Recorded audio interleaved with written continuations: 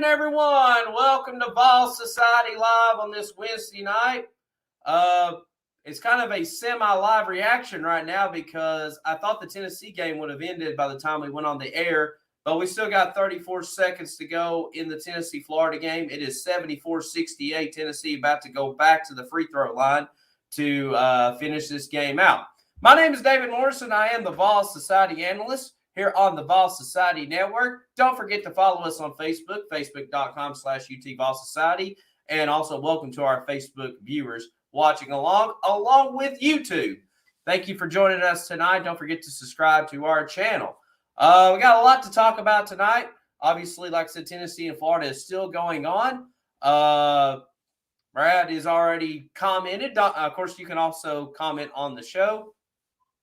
This says Vols having trouble closing this one turnover. Yeah, I've got right now I see it. So I'm probably a little behind Brad right now. I've got 33.6 seconds to go. I have it on my phone. I have YouTube TV as my provider. So we'll see what happens in that one. But we'll keep an eye on the game. Like I said, we got a lot to talk about tonight. We'll talk about this game, obviously. We will also talk about Saturday's win against LSU. Hello to my grandparents is now joined the chat. We will also preview the SEC Big 12 Challenge as Tennessee will head to Austin, Texas Saturday night for an 8 o'clock tip-off against those Texas Longhorns. Rick Barnes returns back to his former stomping grounds at Texas, where he was there from 1999 to 2015. So we'll preview that game and what to kind of expect from what we're seeing here tonight and maybe what we may see on Saturday. We'll also talk about the Lady Vols. They are continuing to roll, 18-1 on the year, 7-0 in the SEC, looking really good right now. Like I said, we'll preview their games. And then we'll also talk about probably the dumbest news that the University of Tennessee received and the stupid NCAA violations and why the NCAA is a joke. But we'll kind of go ahead and get started here. Like I said, right now, 30 seconds to go in the Tennessee-Florida game. Tennessee is up 74-71. Brad says, oh, no. I wouldn't sweat it. When we get to it, it's just, I just saw the Florida hit the three right now. I wouldn't sweat it. It's just stupidity just with the NCAA, and also Georgia had a stupid NCAA violation too. So we'll talk about that in a moment. We'll talk about this game so far, Tennessee and Florida, as Vescovi is now to the free throw line, trying to push this back to a 6-point game. And he nails the first one. So anyways, Tennessee started out kind of red hot. Vescovi hit back-to-back three-pointers in the game, but Florida was answering back with some threes on their own. And Florida was – and this has been a wild and crazy week for Florida. They're playing their second game in 3 days. They had to play a makeup game with Ole Miss Monday night in Oxford, which they ran out of the gym. And then they had to spend the night in Oxford Tuesday, warm up in their gym and practice in their gym on Tuesday morning, and then fly to Knoxville on Wednesday. And then they got to turn around and play the SEC Big 12 Challenge on Saturday. I believe it's like Oklahoma State who they're playing. So this has been a wild and crazy week. They also don't have their best player of the year, Colin Castleton. He's out for the second straight game. You've probably seen several shots of him tonight on the sideline. So like I said, Florida was, definitely a man down, and like I said, trying to find themselves. Right now, they're 12-7 on the year, 3-4 in SEC play. Florida now, Tennessee gets the ball back. 14.6 to go, 76-71, Tennessee.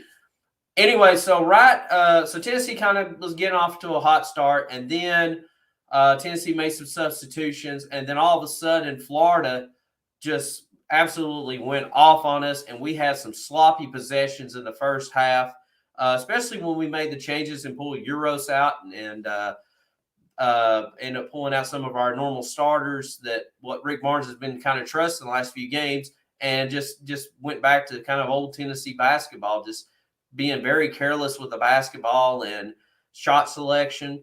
And it's just ugly all the way around. And Florida got out to an 11-point lead and just carried the lead all the way into the half. But Tennessee came out in the second half, really changed their game plan, and Zakir Ziegler just has an absolutely phenomenal game. I am so excited to see what he's going to do at University of Tennessee. He is definitely a star in the making. Kennedy Chandler is now to the line. He just nailed his first of 2 free throws as Florida intentionally fouls. It's 12.8 to go, 77-71 Tennessee. I just really love Ziegler's play, just all over the court. Just made some outstanding plays tonight, and then that really opened up for everybody. Even Vescovy had a really nice game. He rattled off some big threes. As Florida just missed a 3-pointer, 2 seconds, 1 second, and it's all over.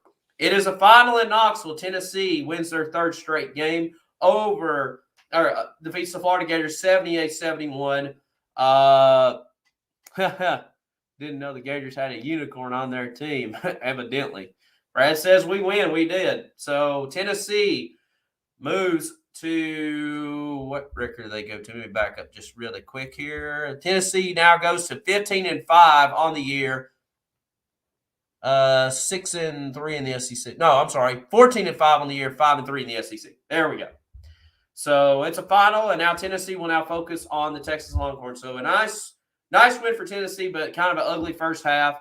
And but like I said, Tennessee rallied behind. Vescovy had a nice game, and we'll hopefully before we go off, we'll get the final stats pulled up and see how everybody did. But I know Vescovy had a great game. Chandler did fairly well, even though he had some turnover issues. And Zakir Ziegler had a nice game too.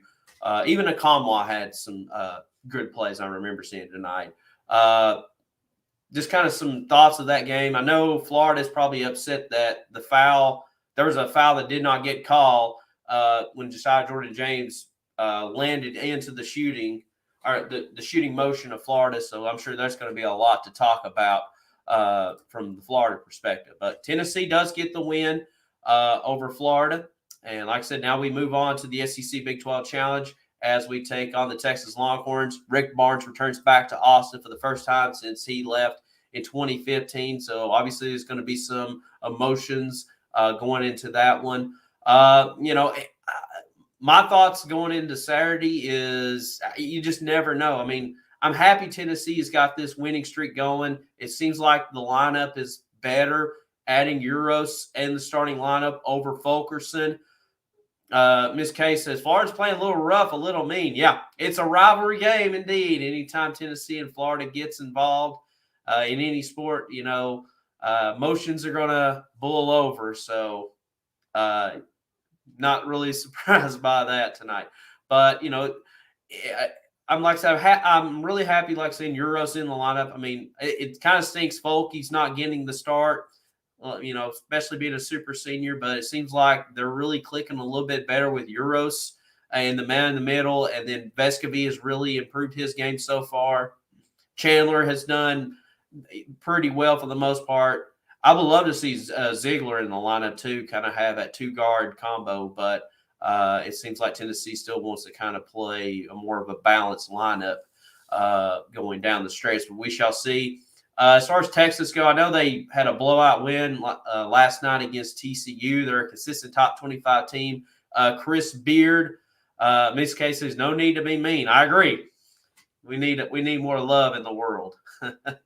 But Chris Beard's first year at Austin, his style is very similar to Texas Tech. Of course, we played Texas Tech in the Jimmy V Classic earlier in the year. Expected to kind of be somewhat similar tonight, kind of a slugfest defensively. Like I said, Florida has Florida. Still got Florida in my mind. Texas, I'm going to go ahead and kind of pull them up really quick here. Texas on the year, trying to get prepared here after doing a little bit of a live stream. Yeah, they won. Texas on the year is 15-5 on the year, a 73-50 win over TCU last night. Like I said, they're doing fairly well for the most part. just a grinded out team on throughout the season. Looking at some of their key wins on the year.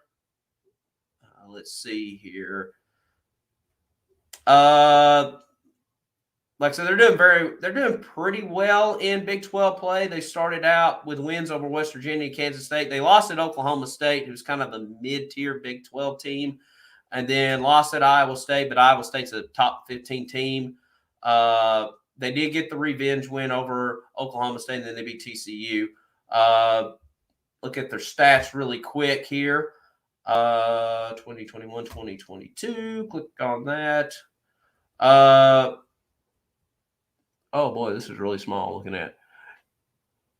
All right, so I'm going to try to read this. It's like being at the eye doctor. All right, their leading scorer is Timmy Allen, averaging 11 points a game, along with Marcus Carr. Andrew Jones, who's been there for a pretty good while in Austin. He's got a great story of overcoming many health problems, including cancer. Cancer survivor, a great story on him. He's having a great super senior year. He's averaging 10 points a game. Florida, golly, about David. Texas is averaging 33% behind three-point line, 45% field goal percentage. Free throw percentage is around 77%. So kind of a balanced team about what you expect. Like I said, it's going to be a tough environment. There's going to be a lot of emotions going into this game. Obviously, Texas fans, I'm interested to see how Texas fans may react, how Rick Barnes is coming back. I don't think it'll be like a Lane Kiffin environment, but it's going to be interesting to see how their reaction will be when he does come there, and he may not get much of a reaction. So should be a tough matchup. We'll see how they'll do Saturday night, and that is an 8 o'clock tip-off on ESPN, part of the SEC Big 12 Challenge. Other matchups include Kentucky, Kansas, Baylor at Alabama. You got West Virginia and Arkansas, just to name some off the top of my head. Oklahoma going to number 1 Auburn. So I always enjoy the SEC Big 12 Challenge. I know it's kind of a wacky part of the season because you're right in the heart of conference play, and you kind of throw this right at the end of January. But this kind of sets you up for March Madness because you're going to be taking on teams that obviously you don't see a whole lot in different styles of play, and it kind of prepares you for that. So like I said, should be a lot of fun on Saturday to see the SEC and the Big 12 duke it out. And like I said, who knows how long this SEC Big 12 Challenge is going to last when Oklahoma and Texas joins the conference. I guess I guess we'll still keep it with Cincinnati and BYU and whoever else. Miss K says, during the first half, I knew we would not win. Did not look good. The men have got to get their act together. Yeah, I thought I really kind of thought the same way. I thought, man, Florida has really turned it around from Monday night, losing big time to Ole Miss. And, I think, and especially traveling back from Oxford and coming into Knoxville pretty early. And Florida looked like the team more prepared and not having Colin Castleton. And Tennessee just looked very sleepy coming out of the gate. And, yeah, it was kind of an early tip-off, that 6 o'clock tip-off on a Wednesday, which you don't get a lot of 6 o'clock tip-offs throughout the week. Most of the times they're 7 o'clock or 9 o'clock. But had this early one, and Tennessee was sleepwalking. I mean, you could tell they were not ready to come out. I mean, they started out kind of hot with them 2 3-pointers from Vescovi, but Florida was ready to go from the get-go. And like I said, just a terrible first half. But Tennessee does grind it out for the win, and that's the thing. I want to see them just when they're down. And really just throughout the whole year, when they're down, I don't want to see them just fold it up and quit.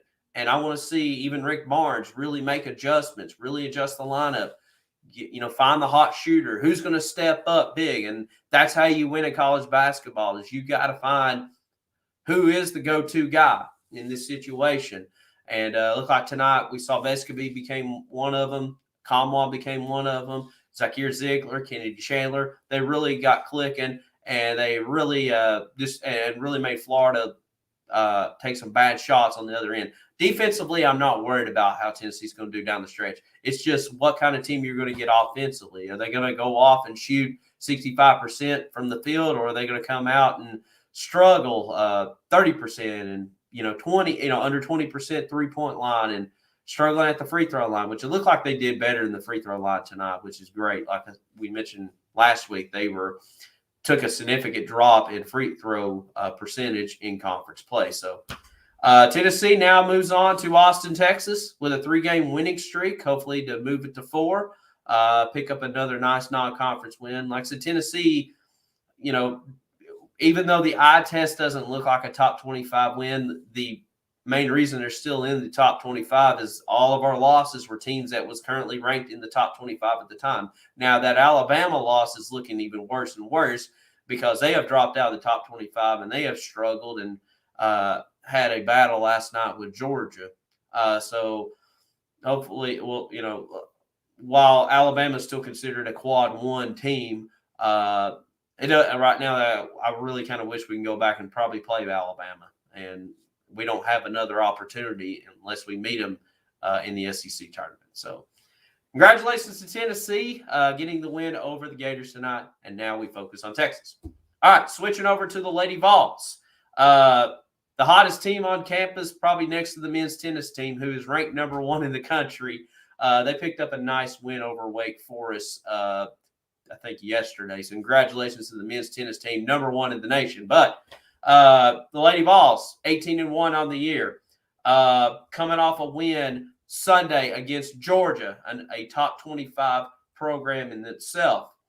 And now the Lady Vols will focus their attention as I scroll down to their upcoming games. There's that win, 63-55 on Sunday, defeating Georgia at Georgia. And now the Lady Vols will be on the road again tomorrow night against the Auburn Tigers at 8 p.m. tip-off. That's going to be on the SEC Plus app. Should be an easy win for the Lady Vols. I have no concerns with Auburn. And then they will take on Arkansas on January 31st at home at Thompson-Boling Arena. That's a Monday night tip-off, 7 o'clock on the SEC network. So Kelly Harper and the Lady Vols still rolling along, and their confidence is growing each and every week. And like I said, I'm excited for the upcoming UConn game, which is still a couple weeks away on February the 6th. And that game's in Hartford, Connecticut. So I'm glad to see that Tennessee-UConn matchup is going to have major significance in women's college basketball, kind of like the old days with Pat and Gino, even though Gino was still at UConn. And then you have that big showdown coming up on February the 20th in Columbia, South Carolina against Don Staley's South Carolina Gamecocks. They're red hot right now in the SEC, and you could have a possible 1 versus 2 matchup if both teams continue to win and, Stanford maybe lose along the way. So very excited about the upcoming Lady Vols basketball season and having the SEC tournament in Nashville this year. Lady Vol Nation is going to be rocking and rolling. But like I said, still got a lot of basketball to go, but their confidence is growing leaps and bounds, even losing key players throughout the season. You lost Ray Burrell for some time, but she's back in the lineup. Now not having Tamara Key. Can Kelly Harper continue to build this confidence and optimism throughout the rest of the season? Like I said, I think she will. But like I said, it's going to be interesting to see, can this Lady Vols team still overcome adversity and still building confidence along the way and achieving that ultimate goal. All right. So that's a look at basketball. Like I said, both teams are on winning streaks right now. Let's continue to do that with some upcoming games this week. All right. Promise y'all the NCAA violations. So this is the stupidest news throughout the week. So Tennessee was turned in 3 self-imposing NCAA violations, which are minor violations. And this is how stupid they are. All right, so Tennessee, like I said, was caught with 3 NCAA violations. One occurred right before the Ole Miss game, and I saw this with my own eyes. So Tennessee was had an NCAA violation for having recruits go through the Vol Walk. So, little story of how that happened. So, Tennessee was getting ready to do the Vol Walk. And obviously a big weekend with Ole Miss. A lot of recruits are in town, and University of Tennessee, the recruiting offices decided, well, we got all these recruits in town. We got 100,000 people here. Why don't we show them the ball walk going down Peyton Manning Pass, down Philip Fulmer Way to Gate 21? And they had a sign up that said Tennessee recruits. And you saw Walter Nolan and Tavares Jackson and a lot of players that, ended up signing with Tennessee or signed elsewhere. And they went down the ball walk, and we saw them, and everybody applauded and cheered and said, "Go Vols." Well, according to the NCAA, that is a violation because you had players that wasn't on the roster participating in a game day tradition, which is totally stupid because, how is that considered a violation? Well, and it gets worse. You had another NCAA violation from Tennessee when a recruit was in Thompson-Boling Arena, picked up a basketball, dribbled a basketball on the court at Thompson-Boling Arena. That's an NCAA violation. How dumb. The third one, there was one of the director of Olympic sports at University of Tennessee was getting wanted some volunteer help, and he went out on social media and said, "Hey, if anybody would like to get some volunteer hours, no pun intended, to do some sort of project, I would greatly appreciate it." Well, apparently that's an NCAA violation too, and it's so stupid. It's like, we're now in the NIL era in 2022. We can, and an alumni hall, and I love alumni hall, and I'm pro NIL for the most part, but I can walk into alumni hall right now in Knoxville or go online to alumni hall, and I can buy a Hendon Hooker football jersey. I can buy a Drew Gilbert baseball jersey right now with his name on it, not number 5 or number 1 or their number and their name. But a kid that's a high school, an 18-year-old kid recruiting, whether it's football or basketball, can't dribble a basketball on the court at Thompson-Boling Arena. It's so broken. The college football system is so broken. The NCAA is the biggest joke in the world. I love college football, love college basketball, college athletics in general. But, these are just silly violations. And like I said, who knows what's going to happen with the NCAA in the next several years. But, it's just so silly. Like I said, we're now in the era where we can buy Hendon Hooker football jerseys, but we can't buy, or we can't dribble a basketball on the court, or we walk down the wrong road going to the stadium with recruits. It's just so stupid. And even the University of Georgia picked up a violation too, where a recruit parent, let me back up. The University of Georgia, one of the boosters, gave $25 to recruit's parent so she can buy a T-shirt at the Georgia campus store, and that was a violation on them. It's just so stupid. These violations, and it's everywhere. And unfortunately, in the day of social media, these stories are going to run and trend, and you're going to have. And I already saw this where on Alabama fan pages and Georgia fan pages and South Carolina fan pages, like, oh, Tennessee got caught for an NCAA violation. And, of course, they're going to have their, laughs and chuckles, and that's fine. But if you really think about it from a fan's perspective, it's stupid. It's so crazy that a high school basketball player can't go into Thompson-Boling Arena and dribble a basketball to get the experience. But, that's okay. They can put on a basketball uniform and take pictures with the coach and do all the poses and stuff. I mean, that's fine, but God darn it, don't dribble a basketball. It's so dumb. Or your mom and your dad can't can't be borrowed $25 for a T-shirt in the campus store. In this case, the whole world is going stupid. Apparently so.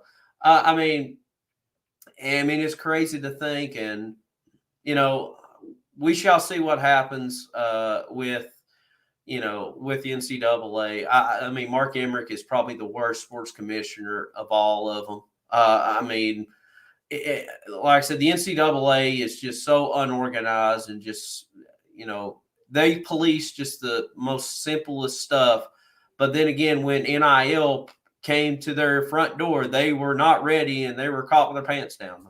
Try not to put official in everybody's head, but I mean, that's the truth. And which I could go on an NIL rant of some of the stuff I don't like, but that will take forever. Maybe we'll do it on another Vol Society Live. But it's just so stupid of how this transpired, and it's just not us. There's several programs, but that's the three that Tennessee got caught with, and volunteer hours, and needed help, and you can't do that. I mean, it's just so dumb. Anyways, that's my rant on the violations. I mean, I like to hear your thoughts on it too. I can't believe we're actually talking about it. All right. Tennessee baseball team picked up another preseason ranking from, I think, the Baseball America poll, number 17 in the country. Like I said, can't wait to see what the Tennessee baseball team does with Drew Gilbert and Evan Russell and Camden Sewell and of course Tony Vitello being our manager, and so glad he came back. And kudos to Danny White for getting him an extension along with several other coaches. Like I said, even after my rant with the NCAA violations and where the future of college athletics goes, Tennessee athletics is very healthy right now, and we're seeing it all across. We mentioned the tennis team, number one team in the nation. Tennessee baseball, probably the most hyped it has ever been in school history. I expect a lot. They haven't announced the SEC baseball TV schedule yet, but I'm sure Tennessee will get a lot of games next year, especially with that atmosphere at Lindsey Nelson Stadium during the NCAA tournament. I'm excited. Even during the series with Vanderbilt and Arkansas, I'm excited to see Tennessee baseball and college baseball in general to take that next step up. Even softball, I think the Lady Vols softball team, they got their preseason ranking in the top 25, led by hometown hero of in where I live, Ashley Rogers. She's from Athens, Tennessee, but she went to another school in another county. But shout out to her, great pitcher for the Lady Vols softball team. As far as like other news and notes goes, I forgot to mention the Tennessee LSU basketball game because I was talking about Florida and stuff. Great win for Tennessee basketball team Saturday, defeating LSU. I'm glad they got that revenge game. And like I said, extending this winning streak. It's a great job. Even Euros Platypus had a great game on Saturday. All right. As far as others going on, Tennessee swimming and diving team will be hosting the SEC Swimming and Diving Championships at the end of February at the Aquatic Center in Knoxville. So awesome that we got to host or get ready to host that coming up next month. Of course, swimming and diving team have two Olympians on the team. So, I mean, this, like I said, Tennessee athletics is very healthy right now, doing very well in the polls throughout the year and pretty much everything. So congratulations to Dr. Danny White and this athletic department doing a great job.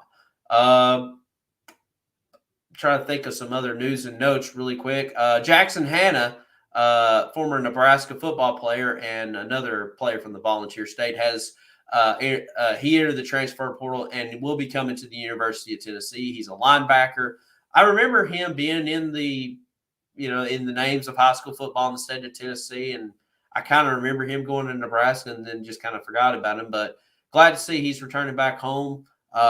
So should be interesting to see how this transfer portal shapes out. It kind of looks like, obviously, the bigger schools are getting some of the big names right out of the gate: Alabama, Georgia, LSU, of course, Texas A&M with a lot of the NIL money, which that's kind of my problem, which I'll get into that in another episode. USC obviously is another one, with Lincoln Riley going over from Oklahoma to USC. He's getting a lot of guys, and possibly Caleb Williams maybe coming aboard. So we shall see. I think Tennessee's just kind of waiting in the wings to see what happens the rest of the way. Of course, remember, a lot of our transfer portal guys didn't happen until the spring. So I think Tennessee's kind of taking that same approach, just letting to see who's still going to enter the transfer portal, which still grows by the days. And then we'll kind of evaluate and see. I mean, they'll be getting some players here and there throughout the winter. Also this week, the incoming freshman from the recruiting class that graduated early is now on campus. Like Taven Jackson and Squirrel White and Cam Miller and those guys. So they're already on campus. And then I think Tennessee's just, like I said, just kind of waiting in the wings to see what happens. Still got another recruiting National Signing Day, in February. Still some players out there Tennessee's looking at. And we'll bring it to you on that Wednesday night when it does occur. That's all really going on with the University of Tennessee right now. Like I said, school started back up, I guess, a couple of weeks ago. Obviously, the new football players that graduated early is now moved into the Stokely Hall. And like I said, basketball is rolling on. Like I said, got a nice win tonight. Had to do a little bit of a live watch there. And also, like I said, the Lady Vols is doing very well. And everything else in Tennessee sports. That's really all kind of going on. We'll talk. We'll be back on here next Wednesday night, kind of give you some more updates. We'll recap the Texas game, Tennessee's next SEC game after Texas. Get it pulled up really quick here. Will be, I believe it is on a Tuesday. All right. So after the Texas game, the next Tennessee game will be Tuesday night, February 1st against Texas A&M at Thompson-Boling Arena. So we'll have our normal Wednesday night show at 8 o'clock next Wednesday, February the 2nd. We'll probably go ahead and kind of dive into more of the baseball team next week since we're getting close to baseball season.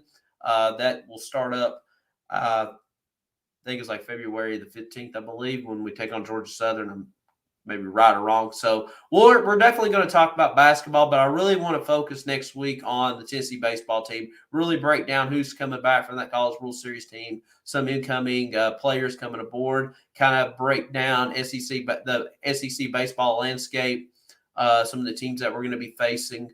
And just like I said, we'll really dive into that. So I guess it'll be kind of an unofficial Tennessee baseball preview show next Wednesday night. And then, like I said, we'll kind of recap other stuff going on. And like I said, still rolling along on the Vols Society Network. Please, like I said, follow us on Facebook, facebook.com/UT Vols Society. Like I said, we'll continue to update anything going on at the University of Tennessee. And, of course, please tune into our YouTube channel, as we'll bring you the show each and every Wednesday night. That's going to wrap it up. Like I said, kind of a late start because of the basketball game, but we got it in, and thank you for joining us tonight.